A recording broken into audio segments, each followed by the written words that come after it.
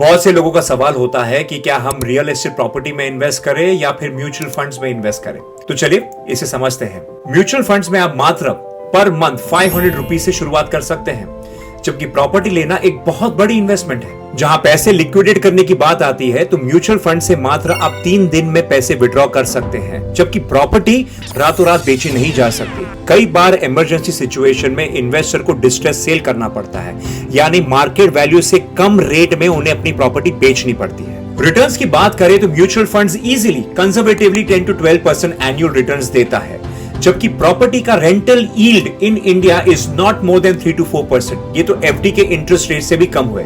Property बेचने पर आपको टैक्स आपके इनकम स्लैब के हिसाब से लग सकता है, वो कम भी हो सकता है, ज्यादा भी हो सकता है। लेकिन म्यूचुअल फंड रिडीम करने पर आपको long term capital gain tax सिर्फ 12.5% लगता है। तो क्या इसका मतलब यह है कि आपको रियल एस्टेट में इन्वेस्ट ही नहीं करना चाहिए? नहीं। एज अ सॉल्यूशन प्रोवाइडर हमारा सुझाव यह है कि अगर आपके पास एक्स अमाउंट ऑफ पैसे है तो सारा का सारा पैसा रियल एस्टेट में नहीं बल्कि अपना पोर्टफोलियो डाइवर्सिफाई कीजिए। वो कहते हैं ना इंग्लिश में, don't put all your eggs in one basket. आप एफडी में पैसे डालिए, म्यूचुअल फंड में इन्वेस्ट कीजिए और रियल एस्टेट में पैसे डालिए, ताकि आपका रिस्क कम हो और रिटर्न्स मैक्सिमाइज हो।